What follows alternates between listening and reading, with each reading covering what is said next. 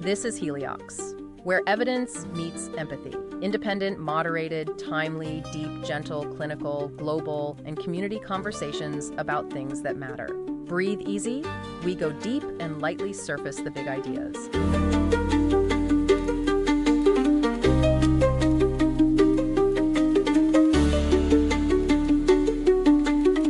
Welcome to the Deep Dive. Today, we're tackling a really significant piece of research. Yeah, something that sheds light on, well, how serious illness can impact our closest relationships, things we maybe don't think about enough. Exactly. We're diving into a study from 2009, published in Cancer. It's called Gender Disparity in the Rate of Partner Abandonment in Patients with Serious Medical Illness. And it's quite eye-opening. What's Yeah. really crucial here, I think, is understanding that facing a major health challenge isn't just physical. It strains everything. It really does. The fabric of our lives, our marriages. And this deep dive is really about unpacking one core finding that honestly might surprise a lot of people. It probably will. It's this. When a partner gets seriously ill, who stays and who leaves, it seems to differ significantly based on gender. In a frankly pretty concerning way, this study found a really stark disparity. That's right. Women diagnosed with serious conditions were, well, far more likely to face divorce or separation compared to men in similar situations. Wow. Okay. So our goal today is to really get into the details of this study, right? Understand the findings, maybe explore why this might be happening. And think about the implications. What does this mean for people's quality of life, for their actual medical care? Okay, so let's start with the basics, the study itself. What were the researchers actually trying to, figure out here? Well, the core question was pretty direct. Do married people with serious illnesses get divorced or separated more often than others? And crucially, does the gender of the sick person matter? How did they go about answering that? So they prospectively followed 515 married patients, all newly diagnosed. Okay, 515. And what kinds of illnesses? It was three main groups. Right. Malignant primary brain tumors, Okay. a solid tumor but not involving the nervous system, Right. or multiple sclerosis. So, a real mix of serious conditions. That is a diverse group, different kinds of challenges. And how did they track them? They followed them right from diagnosis until, well, either death or the study ended. They collected demographic info up front and then just kept track of their marital status. And how did they define partner abandonment for the study? Because that term itself sounds quite strong. Yeah, they needed a clear definition. Right. So for them, it was either a formal divorce, legally finalized, or a permanent separation that lasted for at least 3 months. Yeah. They wanted to capture significant, lasting splits. 3 months. Okay. That makes sense. A clear benchmark. Yeah. So what was the overall rate across all 515 patients? So across the whole group, the rate of divorce or separation came out at 11.6%. 11.6%. How does that compare generally? Well, interestingly, the researchers noted that this figure, 11.6%, was actually pretty much in line with general population divorce rates around that time. Huh. So on the surface, it doesn't immediately scream crisis causes more divorce. Not necessarily, no. At first glance, you might think, okay, serious illness doesn't automatically mean a higher risk of the relationship ending. But, and this is the big but we mentioned earlier, that overall number hides the real story when you look at gender, doesn't it? It absolutely does. I mean, when they broke it down by who was ill, the man or the woman, the picture changed dramatically. How dramatically? Okay, get this. They found a more than 6-fold increase in the risk of divorce or separation when the wife was the patient. 6 times. Wow. What are the actual percentages? So for women diagnosed with one of these serious illnesses, 20.8% experienced divorce or separation, nearly 1 in 5. 20.8%. Okay. And for men? For men diagnosed, only 2.9%. 2.9 compared to almost 21. That's huge. It's a massive difference. And statistically, it was highly significant, p less than 0.001, very unlikely to be chance. So just to really let that sink in, nearly 1 in 5 women facing this also faced their marriage ending versus about 1 in 34 men. Exactly. And another way to look at it, in 88% of all the separations that happened in this study, the person who was ill was the woman. 88%, good grief.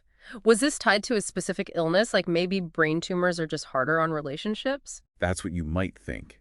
But no. The researchers were clear. This trend held true across all 3 groups. Brain tumors, other cancers, MS scripts, same pattern. That consistency is really striking, isn't it? It suggests it's not just about the unique demands of, say, MS versus cancer. Precisely. It points towards maybe broader factors, something about the relationship dynamics or societal expectations, perhaps, related to gender roles in caregiving when illness strikes. Okay, let's dig a bit deeper into one group then. You mentioned the researchers focused particularly on the brain tumor cohort.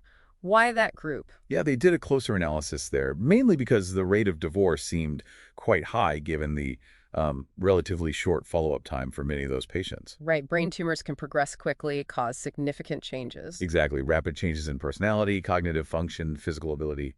You can imagine the immense strain that puts on a relationship very fast. So within that specific group, the brain tumor patients, what were the biggest predictors of separation? By far the strongest predictor was being female. The odds ratio was 10.8. 10.8. So women with brain tumors were almost 11 times more likely to separate than men with brain tumors. Essentially, yes. It's a really stark finding within that group. Were there any other significant factors? Yes. One other main one was age. Patients under 50 were also more likely to separate. The odds ratio there was 6.33. So younger patients, and especially younger women with brain tumors, faced the highest risk. That's tough. It is. It paints a difficult picture. Did anything seem to protect against separation in that group? Well, they looked at how long the couples had been married at the time of diagnosis. Ah, okay. And they found a big difference. Couples who stayed together had been married significantly longer, an average of about 27.4 years. Wow, long marriages compared to those who separated, who averaged about 14.4 years of marriage. 14 versus 27 years. Okay, so longer marriages seemed more resilient, which kind of makes intuitive sense, maybe. It does seem logical, yeah. More shared history, perhaps a deeper foundation. But was there a difference in marriage length between men and women overall in the study when they were diagnosed? Like, were the women just in newer marriages generally? No, and that's a really important point. The study found no significant difference in how long the men and women participants had been married overall at the point of diagnosis. Okay, so you can't just say, oh, the women separated more because their marriages were newer. Exactly. That explanation doesn't hold up based on their data. So, putting it together, being female is the biggest risk factor for abandonment, especially with brain tumors. Younger age is also a factor, but longer marriages are protective. How did the researchers kind of interpret all that? Their interpretation was quite thought-provoking. They suggested that perhaps the willingness to fully commit to caring for a seriously ill spouse might develop more rapidly in women. Or maybe it's assumed more readily as part of the female role within the marriage earlier on. So, like, women might step into that caregiver commitment faster, while for men it might take longer, hence longer marriages being more stable regardless of who is sick. That seems to be the essence of their hypothesis, yes.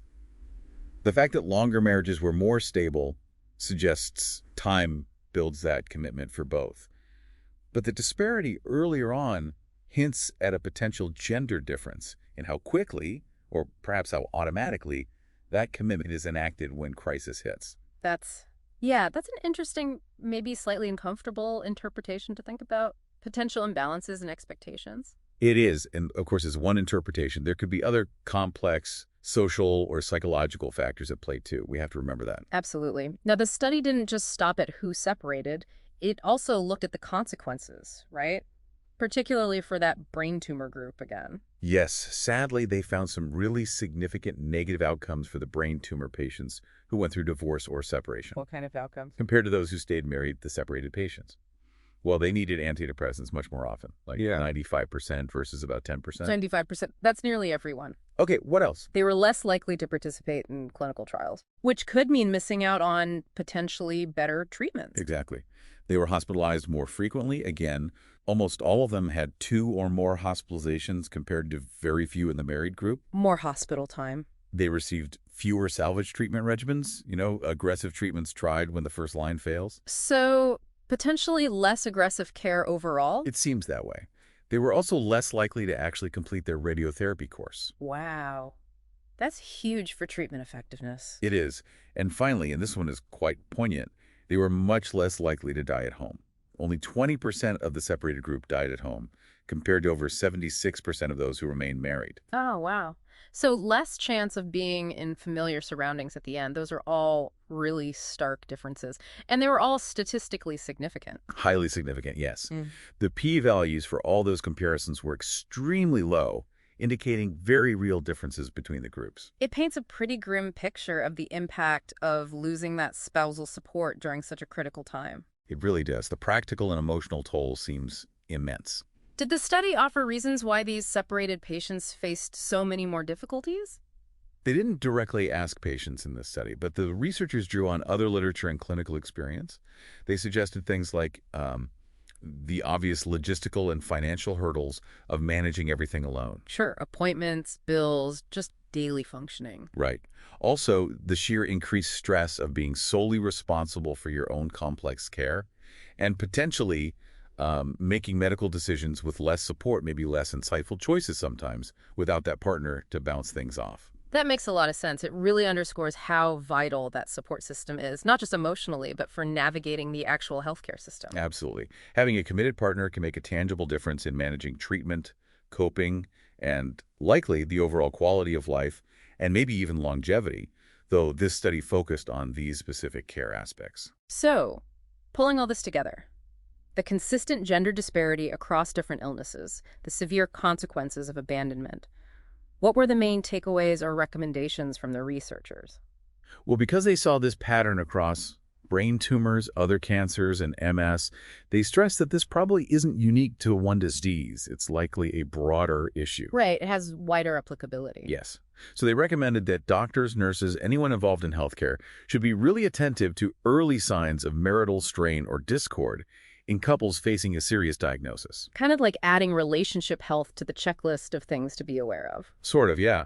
And they highlighted being especially attentive when it's the woman who's the patient, and perhaps particularly if the illness hits relatively early in the marriage, given the findings about marriage duration. So be proactive in spotting potential trouble. Exactly. The idea is that if you identify these issues early, you might be able to intervene, offer psychosocial support. Like what? Counseling, support groups. Precisely. Things like couples counseling, tailored for medical crises, or support groups, where couples can connect with others in similar situations. The hope is that this kind of early help might reduce the frequency of divorce or separation. And by doing that, improve the patient's quality of life and maybe even their medical care, given those consequences we just talked about. That's the goal. Supporting the relationship as a way to better support the patient through their illness journey. Well, this has certainly been an eye-opening deep dive. I mean, the core takeaway seems unavoidable, doesn't it? It really does. This study points to a significant and, frankly, quite troubling trend. Women facing serious illness are at a much higher risk of partner abandonment. And that abandonment isn't just emotionally devastating. It has tangible negative impacts on their medical treatment and overall well-being. Yeah. And it really leaves you wondering, doesn't it? What are the deeper reasons for this? What societal dynamics, what relationship expectations are contributing to this imbalance? It makes you question assumptions, maybe, about caregiving roles, about commitment. And maybe more constructively, what can actually be done? How can we, as a society, or even just as friends and family, better support couples who are facing these enormous challenges? It's a call to reflect, perhaps, on our own views, but also maybe to look into what resources are out there for couples navigating medical crises. Absolutely. If anyone listening is in this situation or knows someone who is, seeking out support, whether professional counseling or peer groups, could make a real difference. You're not alone in this. Definitely. This research powerfully highlights just how crucial social support, especially spousal support, can be for health outcomes. It really underscores a need for greater awareness around partner abandonment and hopefully more effective ways to intervene and support these relationships when they're under immense pressure. Well said. A really important topic to bring to light. Thanks for joining us for this deep dive today. Lots to think about. Thanks for listening today. 4 recurring narratives underlie every episode: boundary dissolution, adaptive complexity, embodied knowledge, and quantum-like uncertainty. These aren't just philosophical musings, but frameworks for understanding our modern world. We hope you continue exploring our other podcasts, responding to the content, and checking out our related articles at helioxpodcast.substack.com.